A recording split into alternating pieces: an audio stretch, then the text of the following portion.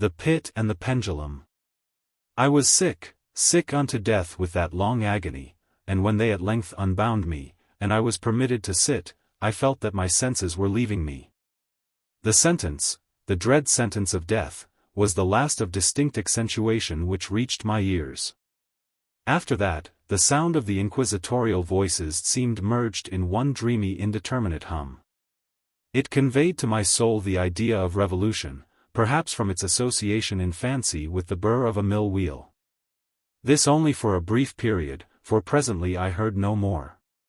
Yet, for a while, I saw, but with how terrible an exaggeration. I saw the lips of the black-robed judges. They appeared to me white, whiter than the sheet upon which I trace these words, and thin even to grotesqueness, thin with the intensity of their expression of firmness, of immovable resolution, of stern contempt of human torture. I saw that the decrees of what to me was fate, were still issuing from those lips. I saw them writhe with a deadly locution. I saw them fashion the syllables of my name, and I shuddered because no sound succeeded. I saw, too, for a few moments of delirious horror, the soft and nearly imperceptible waving of the sable draperies which enwrapped the walls of the apartment. And then my vision fell upon the 7 tall candles upon the table. At first they wore the aspect of charity, and seemed white and slender angels who would save me, but then, all at once, there came a most deadly nausea over my spirit, and I felt every fiber in my frame thrill as if I had touched the wire of a galvanic battery, while the angel forms became meaningless specters, with heads of flame, and I saw that from them there would be no help. And then there stole into my fancy, like a rich musical note, the thought of what sweet rest there must be in the grave. The thought came gently and stealthily, and it seemed long before it attained full appreciation, but just as my spirit came at length properly to feel and entertain it, the figures of the judges vanished, as if magically, from before me, the tall candles sank into nothingness, their flames went out utterly, the blackness of darkness supervened. All sensations appeared swallowed up in a mad rushing descent as of the soul into Hades. Then silence, and stillness, night were the universe. I had swooned, but still will not say that all of consciousness was lost. What of it there remained I will not attempt to define, or even to describe, yet all was not lost. In the deepest slumber, no. In delirium, no. In a swoon, no. In death, no. Even in the grave all is not lost. Else there is no immortality for man. Arousing from the most profound of slumbers, we break the gossamer web of some dream. Yet in a second afterward, so frail may that web have been, we remember not that we have dreamed. In the return to life from the swoon there are 2 stages, first, that of the sense of mental or spiritual, secondly, that of the sense of physical existence. It seems probable that if, upon reaching the second stage, we could recall the impressions of the first, we should find these impressions eloquent in memories of the gulf beyond. And that gulf is, what? How at least shall we distinguish its shadows from those of the tomb? But if the impressions of what I have termed the first stage are not, at will, recalled, yet, after long interval, do they not come unbidden, while we marvel whence they come? He who has never swooned, is not he who finds strange palaces and wildly familiar faces in coals that glow, is not he who beholds floating in mid-air the sad visions that the many may not view, is not he who ponders over the perfume of some novel flower, is not he whose brain grows bewildered with the meaning of some musical cadence which has never before arrested his attention. Amid frequent and thoughtful endeavors to remember, amid earnest struggles to regather some token of the state of seeming nothingness into which my soul had lapsed, there have been moments when I have dreamed of success, there have been brief, very brief periods when I have conjured up remembrances which the lucid reason of a later epoch assures me could have had reference only to that condition of seeming unconsciousness. These shadows of memory tell, indistinctly, of tall figures that lifted and bore me in silence down, down, still down, till a hideous dizziness oppressed me at the mere idea of the interminableness of the descent. They tell also of a vague horror at my heart, on account of that heart's unnatural stillness. Then comes a sense of sudden motionlessness throughout all things, as if those who bore me, a ghastly train, had outrun, in their descent, the limits of the limitless, and paused from the wearisomeness of their toil. After this I call to mind flatness and dampness, and then all is madness, the madness of a memory which busies itself among forbidden things.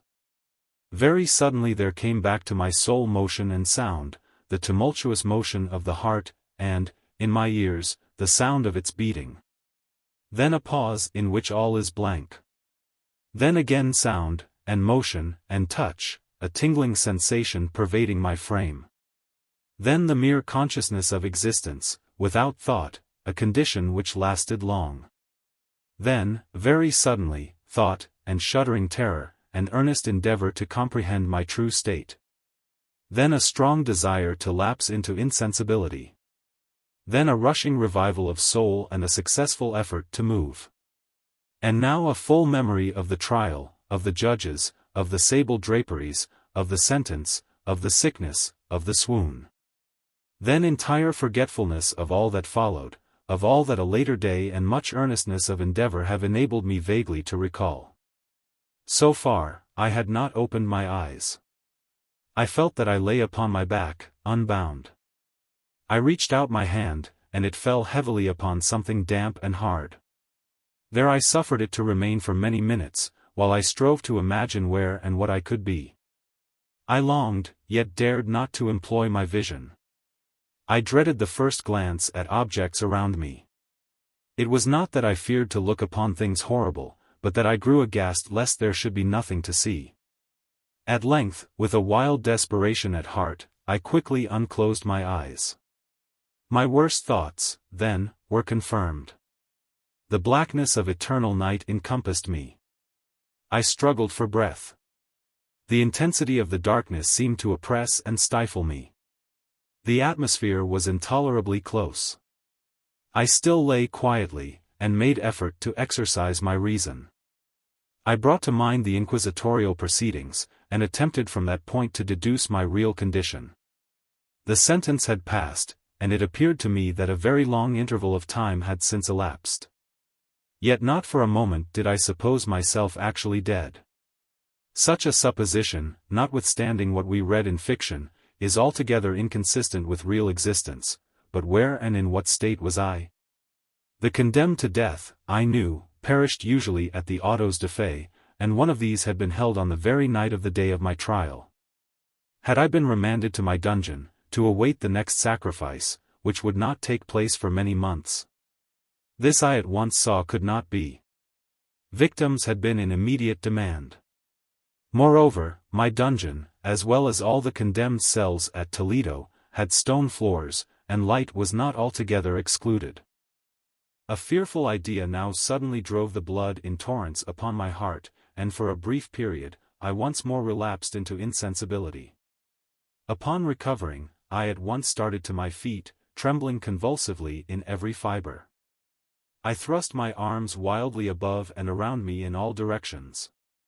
I felt nothing, yet dreaded to move a step, lest I should be impeded by the walls of a tomb. Perspiration burst from every pore, and stood in cold big beads upon my forehead. The agony of suspense grew at length intolerable, and I cautiously moved forward, with my arms extended, and my eyes straining from their sockets, in the hope of catching some faint ray of light. I proceeded for many paces, but still all was blackness and vacancy. I breathed more freely. It seemed evident that mine was not, at least, the most hideous of fates. And now, as I still continued to step cautiously onward, there came thronging upon my recollection 1,000 vague rumors of the horrors of Toledo.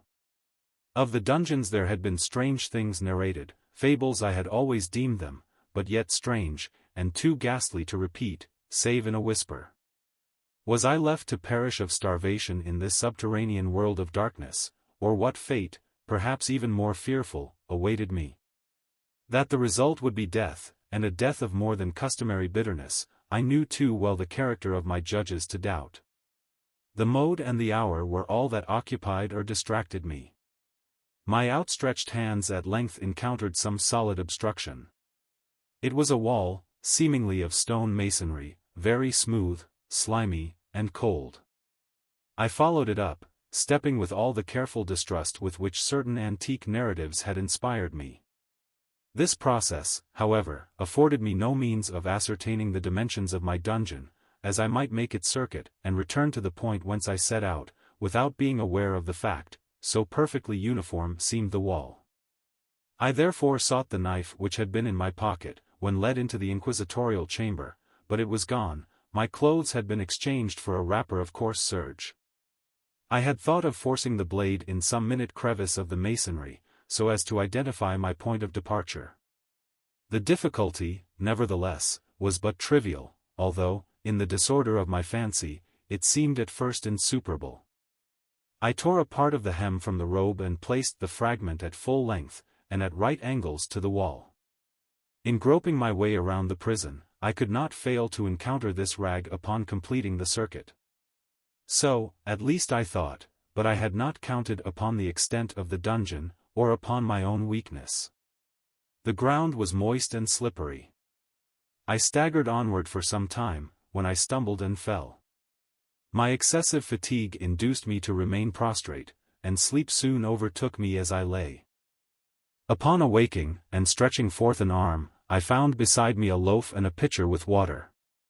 I was too much exhausted to reflect upon this circumstance, but ate and drank with avidity.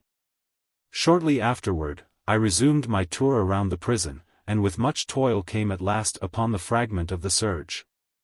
Up to the period when I fell I had counted 52 paces, and upon resuming my walk, I had counted 48 more, when I arrived at the rag. There were in all, then, 100 paces, and, admitting 2 paces to the yard, I presumed the dungeon to be 50 yards in circuit. I had met, however, with many angles in the wall, and thus I could form no guess at the shape of the vault, for vault I could not help supposing it to be. I had little object, certainly no hope, in these researches, but a vague curiosity prompted me to continue them. Quitting the wall, I resolved to cross the area of the enclosure. At first I proceeded with extreme caution, for the floor, although seemingly of solid material, was treacherous with slime. At length, however, I took courage, and did not hesitate to step firmly, endeavoring to cross in as direct a line as possible. I had advanced some 10 or 12 paces in this manner, when the remnant of the torn hem of my robe became entangled between my legs. I stepped on it, and fell violently on my face. In the confusion attending my fall, I did not immediately apprehend a somewhat startling circumstance, which yet, in a few seconds afterward, and while I still lay prostrate, arrested my attention. It was this: my chin rested upon the floor of the prison, but my lips and the upper portion of my head, although seemingly at a less elevation than the chin, touched nothing. At the same time my forehead seemed bathed in a clammy vapor, and the peculiar smell of decayed fungus arose to my nostrils. I put forward my arm, and shuddered to find that I had fallen at the very brink of a circular pit, whose extent, of course, I had no means of ascertaining at the moment. Groping about the masonry just below the margin, I succeeded in dislodging a small fragment, and let it fall into the abyss. For many seconds I hearkened to its reverberations as it dashed against the sides of the chasm in its descent. At length there was a sullen plunge into water, succeeded by loud echoes. At the same moment there came a sound resembling the quick opening, and as rapid closing of a door overhead, while a faint gleam of light flashed suddenly through the gloom, and as suddenly faded away. I saw clearly the doom which had been prepared for me, and congratulated myself upon the timely accident by which I had escaped. Another step before my fall, and the world had seen me no more. And the death just avoided, was of that very character which I had regarded as fabulous and frivolous in the tales respecting the Inquisition. To the victims of its tyranny, there was the choice of death with its direst physical agonies, or death with its most hideous moral horrors. I had been reserved for the latter. By long suffering my nerves had been unstrung, until I trembled at the sound of my own voice, and had become in every respect a fitting subject for the species of torture which awaited me. Shaking in every limb, I groped my way back to the wall, resolving there to perish rather than risk the terrors of the wells, of which my imagination now pictured many in various positions about the dungeon. In other conditions of mind I might have had courage to end my misery at once by a plunge into one of these abysses, but now I was the veriest of cowards. Neither could I forget what I had read of these pits, that the sudden extinction of life formed no part of their most horrible plan. Agitation of spirit kept me awake for many long hours, but at length I again slumbered. Upon arousing, I found by my side, as before, a loaf and a pitcher of water. A burning thirst consumed me, and I emptied the vessel at a draught. It must have been drugged, for scarcely had I drunk, before I became irresistibly drowsy. A deep sleep fell upon me, a sleep like that of death. How long it lasted, of course, I know not, but when, once again, I unclosed my eyes, the objects around me were visible. By a wild sulphureous luster, the origin of which I could not at first determine, I was enabled to see the extent and aspect of the prison. In its size I had been greatly mistaken. The whole circuit of its walls did not exceed 25 yards. For some minutes this fact occasioned me a world of vain trouble, vain indeed. For what could be of less importance, under the terrible circumstances which environed me, than the mere dimensions of my dungeon? But my soul took a wild interest in trifles, and I busied myself in endeavors to account for the error I had committed in my measurement. The truth at length flashed upon me. In my first attempt at exploration I had counted 52 paces, up to the period when I fell. I must then have been within a pace or two of the fragment of serge. In fact, I had nearly performed the circuit of the vault. I then slept, and, upon awaking, I must have returned upon my steps, thus supposing the circuit nearly double what it actually was. My confusion of mind prevented me from observing that I began my tour with the wall to the left, and ended it with the wall to the right. I had been deceived, too, in respect to the shape of the enclosure. In feeling my way I had found many angles, and thus deduced an idea of great irregularity, so potent is the effect of total darkness upon one arousing from lethargy or sleep. The angles were simply those of a few slight depressions, or niches, at odd intervals. The general shape of the prison was square. What I had taken for masonry seemed now to be iron, or some other metal, in huge plates, whose sutures or joints occasioned the depression. The entire surface of this metallic enclosure was rudely daubed in all the hideous and repulsive devices to which the charnel superstition of the monks has given rise. The figures of fiends in aspects of menace, with skeleton forms, and other more really fearful images, overspread and disfigured the walls. I observed that the outlines of these monstrosities were sufficiently distinct, but that the color seemed faded and blurred, as if from the effects of a damp atmosphere. I now noticed the floor, too, which was of stone. In the center yawned the circular pit from whose jaws I had escaped, but it was the only one in the dungeon. All this I saw indistinctly and by much effort, for my personal condition had been greatly changed during slumber. I now lay upon my back, and at full length, on a species of low framework of wood. To this I was securely bound by a long strap resembling a sissingle. It passed in many convolutions about my limbs and body, leaving at liberty only my head, and my left arm to such extent that I could, by dint of much exertion, supply myself with food from an earthen dish which lay by my side on the floor. I saw, to my horror, that the pitcher had been removed. I say to my horror, for I was consumed with intolerable thirst. This thirst it appeared to be the design of my persecutors to stimulate, for the food in the dish was meat pungently seasoned. Looking upward, I surveyed the ceiling of my prison. It was some 30 or 40 feet overhead, and constructed much as the side walls. In one of its panels a very singular figure riveted my whole attention. It was the painted figure of Time as he is commonly represented, save that, in lieu of a scythe, he held what, at a casual glance, I suppose to be the pictured image of a huge pendulum such as we see on antique clocks. There was something, however, in the appearance of this machine which caused me to regard it more attentively. While I gazed directly upward at it, for its position was immediately over my own, I fancied that I saw it in motion. In an instant afterward the fancy was confirmed. Its sweep was brief, and of course slow. I watched it for some minutes, somewhat in fear, but more in wonder. Wearied at length with observing its dull movement, I turned my eyes upon the other objects in the cell. A slight noise attracted my notice, and, looking to the floor, I saw several enormous rats traversing it. They had issued from the well, which lay just within view to my right. Even then, while I gazed, they came up in troops, hurriedly, with ravenous eyes, allured by the scent of the meat. From this it required much effort and attention to scare them away. It might have been half an hour, perhaps even an hour, for I could take but imperfect note of time, before I again cast my eyes upward. What I then saw confounded and amazed me. The sweep of the pendulum had increased in extent by nearly a yard. As a natural consequence, its velocity was also much greater. But what mainly disturbed me was the idea that had perceptibly descended.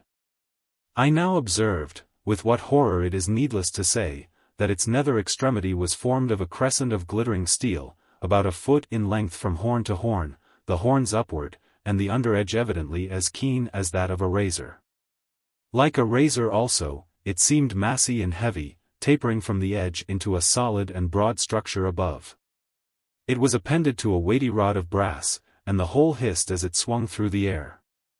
I could no longer doubt the doom prepared for me by monkish ingenuity in torture. My cognizance of the pit had become known to the inquisitorial agents, the pit, whose horrors had been destined for so bold a recusant as myself, the pit, typical of hell, and regarded by rumor as the ultima thule of all their punishments. The plunge into this pit I had avoided by the merest of accidents. I knew that surprise, or entrapment into torment, formed an important portion of all the grotesquerie of these dungeon deaths. Having failed to fall, it was no part of the demon plan to hurl me into the abyss, and thus, there being no alternative, a different and a milder destruction awaited me. Milder. I half smiled in my agony as I thought of such application of such a term. What boots it to tell of the long, long hours of horror more than mortal, during which I counted the rushing vibrations of the steel. Inch by inch, line by line, with a descent only appreciable at intervals that seemed ages, down and still down it came. Days passed, it might have been that many days passed, ere it swept so closely over me as to fan me with its acrid breath. The odor of the sharp steel forced itself into my nostrils. I prayed, I wearied heaven with my prayer for its more speedy descent. I grew frantically mad, and struggled to force myself upward against the sweep of the fearful scimitar. And then I fell suddenly calm, and lay smiling at the glittering death, as a child at some rare bauble. There was another interval of utter insensibility. It was brief, for, upon again lapsing into life there had been no perceptible descent in the pendulum. But it might have been long, for I knew there were demons who took note of my swoon, and who could have arrested the vibration at pleasure. Upon my recovery, too, I felt very, inexpressibly, sick and weak, as if through long inanition. Even amid the agonies of that period, the human nature craved food. With painful effort I outstretched my left arm as far as my bonds permitted, and took possession of the small remnant which had been spared me by the rats. As I put a portion of it within my lips, there rushed to my mind a half-formed thought of joy, of hope. Yet what business had I with hope?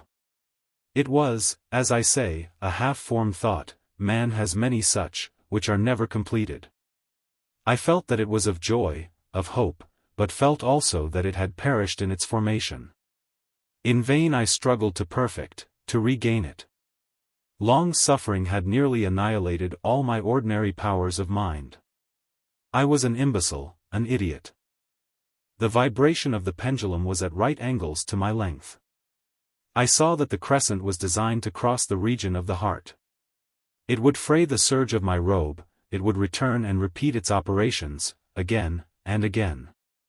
Notwithstanding its terrifically wide sweep, some 30 feet or more, and the hissing vigor of its descent, sufficient to sunder these very walls of iron, still the fraying of my robe would be all that, for several minutes, it would accomplish.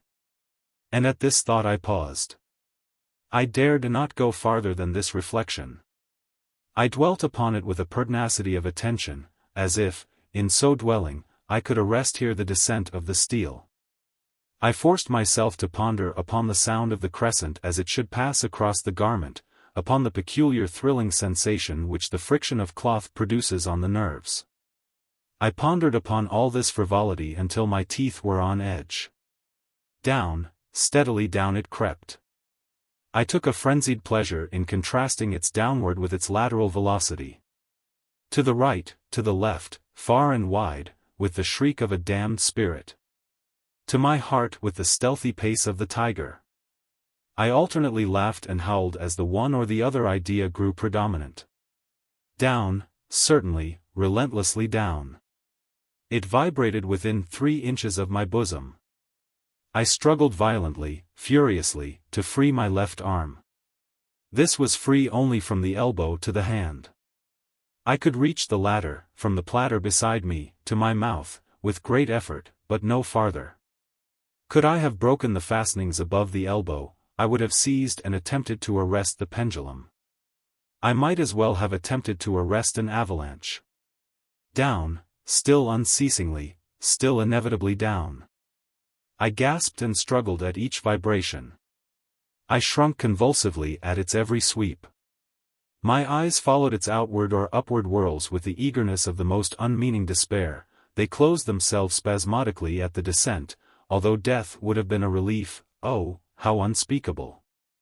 Still I quivered in every nerve to think how slight a sinking of the machinery would precipitate that keen, glistening axe upon my bosom. It was hope that prompted the nerve to quiver, the frame to shrink. It was hope, the hope that triumphs on the rack, that whispers to the death-condemned even in the dungeons of the Inquisition. I saw that some 10 or 12 vibrations would bring the steel in actual contact with my robe, and with this observation there suddenly came over my spirit all the keen, collected calmness of despair. For the first time during many hours, or perhaps days, I thought. It now occurred to me that the bandage, or sacingle, which enveloped me, was unique. I was tied by no separate cord. The first stroke of the razor-like crescent athwart any portion of the band, would so detach it that it might be unwound from my person by means of my left hand. But how fearful, in that case, the proximity of the steel. The result of the slightest struggle how deadly. Was it likely, moreover, that the minions of the torturer had not foreseen and provided for this possibility? Was it probable that the bandage crossed my bosom in the track of the pendulum?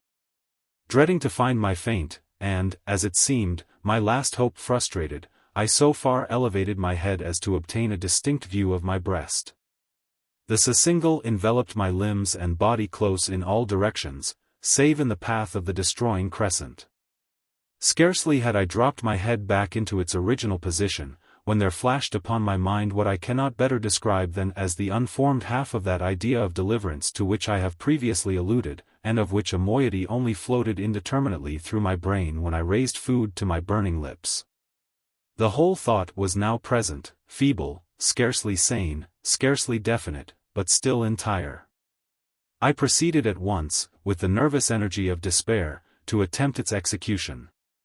For many hours the immediate vicinity of the low framework upon which I lay had been literally swarming with rats. They were wild, bold, ravenous, their red eyes glaring upon me as if they waited but for motionlessness on my part to make me their prey. To what food, I thought, have they been accustomed in the well? They had devoured, in spite of all my efforts to prevent them, all but a small remnant of the contents of the dish. I had fallen into an habitual seesaw, or wave of the hand about the platter, and, at length, the unconscious uniformity of the movement deprived it of effect. In their voracity the vermin frequently fastened their sharp fangs in my fingers. With the particles of the oily and spicy viand which now remained, I thoroughly rubbed the bandage wherever I could reach it, then, raising my hand from the floor, I lay breathlessly still. At first the ravenous animals were startled and terrified at the change, at the cessation of movement. They shrank alarmedly back, many sought the well. But this was only for a moment. I had not counted in vain upon their voracity. Observing that I remained without motion, 1 or 2 of the boldest leaped upon the framework, and smelt at the sacingle. This seemed the signal for a general rush. Forth from the well they hurried in fresh troops. They clung to the wood, they overran it, and leaped in hundreds upon my person. The measured movement of the pendulum disturbed them not at all. Avoiding its strokes, they busied themselves with the anointed bandage. They pressed, they swarmed upon me in ever-accumulating heaps. They writhed upon my throat, their cold lips sought my own. I was half stifled by their thronging pressure. Disgust, for which the world has no name, swelled my bosom, and chilled, with a heavy clamminess, my heart. Yet 1 minute, and I felt that the struggle would be over. Plainly I perceived the loosening of the bandage. I knew that in more than one place it must be already severed. With a more than human resolution I lay still. Nor had I erred in my calculations, nor had I endured in vain. I at length felt that I was free. The surcingle hung in ribbons from my body. But the stroke of the pendulum already pressed upon my bosom. It had divided the serge of the robe. It had cut through the linen beneath. Twice again it swung, and a sharp sense of pain shot through every nerve. But the moment of escape had arrived. At a wave of my hand my deliverers hurried tumultuously away. With a steady movement, cautious, sidelong, shrinking, and slow, I slid from the embrace of the bandage and beyond the reach of the scimitar. For the moment, at least, I was free. Free, and in the grasp of the Inquisition. I had scarcely stepped from my wooden bed of horror upon the stone floor of the prison, when the motion of the hellish machine ceased and I beheld it drawn up, by some invisible force, through the ceiling. This was a lesson which I took desperately to heart. My every motion was undoubtedly watched. Free, I had but escaped death in one form of agony, to be delivered unto worse than death in some other. With that thought I rolled my eaves nervously around on the barriers of iron that hemmed me in. Something unusual, some change which, at first, I could not appreciate distinctly, it was obvious, had taken place in the apartment. For many minutes of a dreamy and trembling abstraction, I busied myself in vain, unconnected conjecture. During this period, I became aware, for the first time, of the origin of the sulphureous light which illumined the cell. It proceeded from a fissure, about half an inch in width, extending entirely around the prison at the base of the walls, which thus appeared, and were, completely separated from the floor. I endeavored, but of course in vain, to look through the aperture. As I arose from the attempt, the mystery of the alteration in the chamber broke at once upon my understanding. I have observed that, although the outlines of the figures upon the walls were sufficiently distinct, yet the colors seemed blurred and indefinite. These colors had now assumed, and were momentarily assuming, a startling and most intense brilliancy, that gave to the spectral and fiendish portraitures an aspect that might have thrilled even firmer nerves than my own.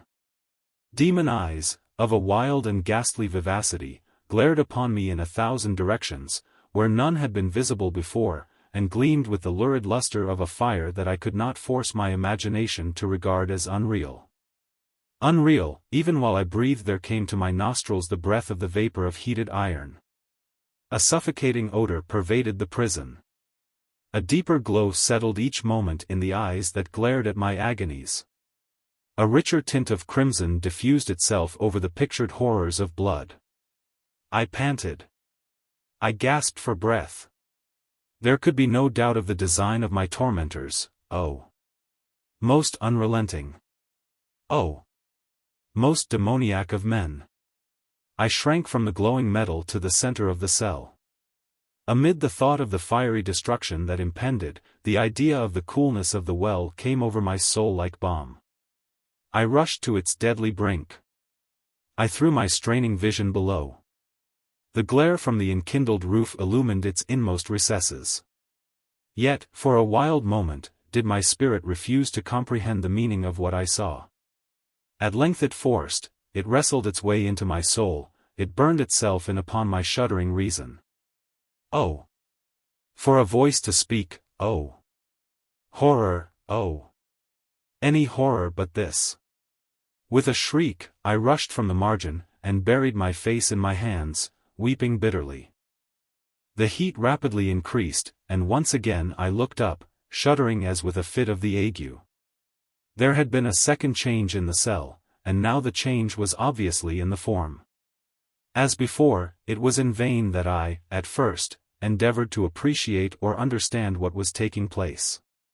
But not long was I left in doubt. The inquisitorial vengeance had been hurried by my twofold escape, and there was to be no more dallying with the King of Terrors. The room had been square.